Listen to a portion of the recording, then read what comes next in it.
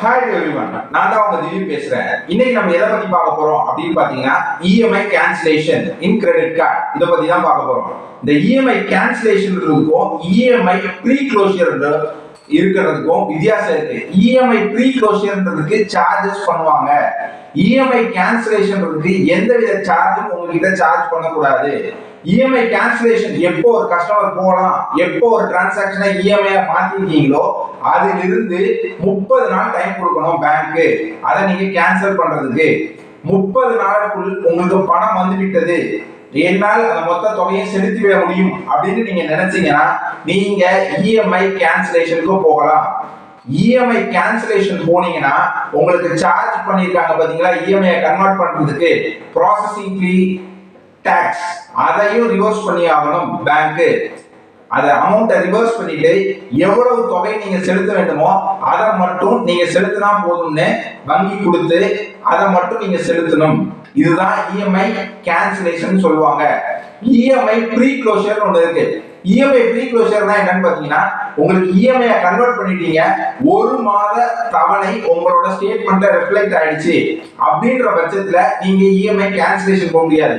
அப்போ நீங்க EMI pre closure தான் போகணும். இஎம்ஐ ப்ரீ க்ளோஷர் போனீங்கன்னா பெனால்டி சார்ஜஸ் சார்ஜ் பண்ணுவாங்க. 3 to 5% வரைக்கும் பெனால்டி சார்ஜ் பண்ணிட்டு தான் நீங்க இஎம்ஐ மாத்தினதை ப்ரீ க்ளோஷர் பண்ணுவாங்க.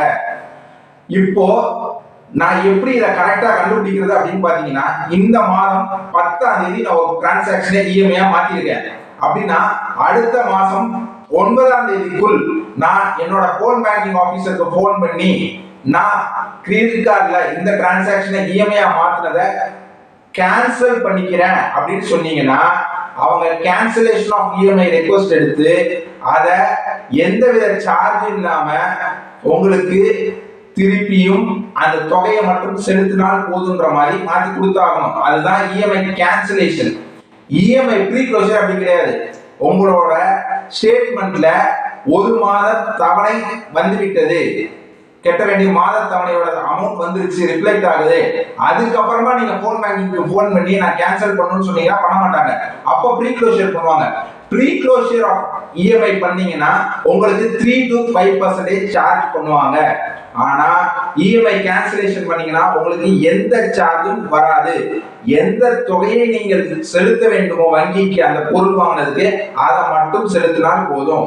இஎம்ஐ கேன்சலேஷன்ல இஎம்ஐ கேன்சலேஷனுக்கும் ப்ரீ க்ளோஷருக்கும் வார்த்தையில வித்தியாசம் இருக்க மாதிரி பணத்திலும் வசூல் செய்யும் முறையிலும் வித்தியாசம் இருக்கு.